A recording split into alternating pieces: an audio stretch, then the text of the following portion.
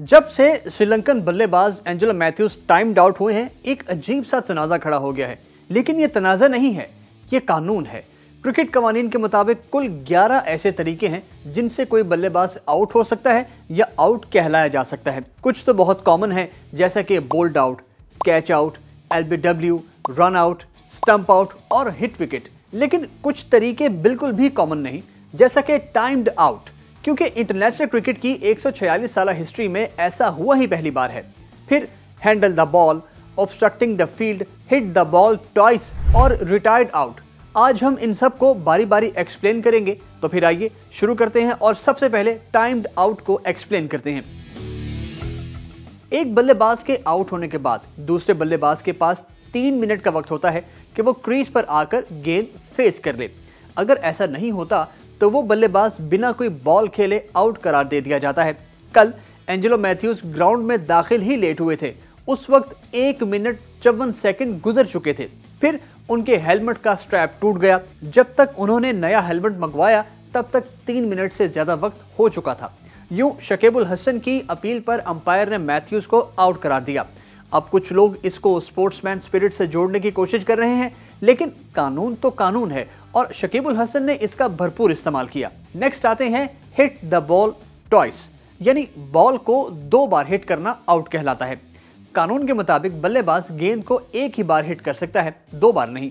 Bollywood film लगान में एक बल्लेबाज ऐसे खेलता है जिस पर मुखालिफ फिरंगी कप्तान अंपायर से शिकायत करता है। अंपायर उस वक्त बल्लेबाज को आउट तो नहीं देता, लेकिन ऐसा करने से मना जरूर कर देता है। डिसमिसल का अगला तरीका है रिटायर्ड आउट। अगर कोई बल्लेबाज रजाकाराना तौर पर खुद को आउट करा दे, यानी वो मजीद बैटिंग नहीं करना चाहता, तो अंपायर की इजाजत से वो बाहर चला जाता है। अब चूंकि वो मुखालिफ टीम के हाथों नहीं अपनी मर्जी से आउट हुआ है, तो वापस आकर खेलने की दरख्वास्त कर सकता है, लेकिन उसके लिए मुखालिफ कप्तान की मर्जी शामिल होना लाजमी है। अब आप में से कुछ व्यूवर्स इसको रिटायर्ड हर्ट समझकर कंफ्यूज होंगे, लेकिन ये मामला बहुत मुख्तलिफ है।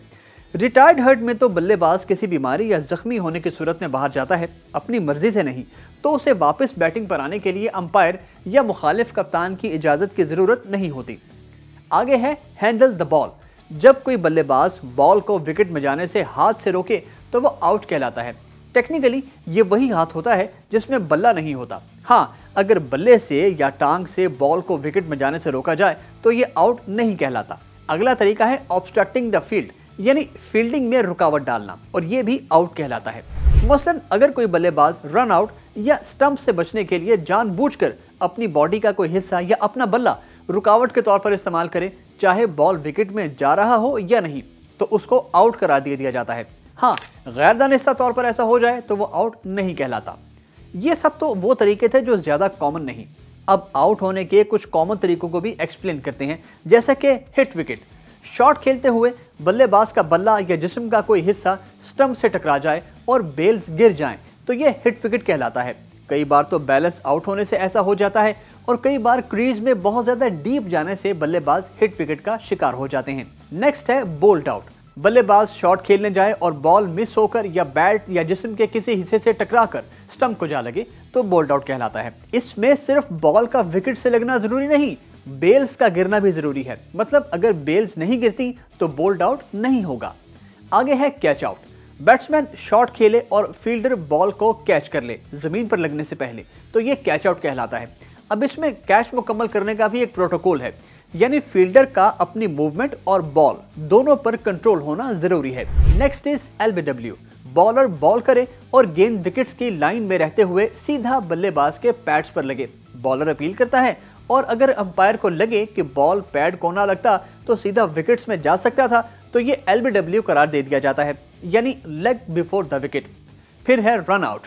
जब बल्लेबाज रन के लिए जाए और उसके क्रीज पर पहुंचने से पहले फील्डर बॉल थ्रो करके विकेट्स को मार दे तो ये रन आउट कहलाता है। बल्लेबाज का बल्ला या जिस्म का कोई हिस्सा क्रीज के अंदर जमीन के साथ टच होना जरूरी है।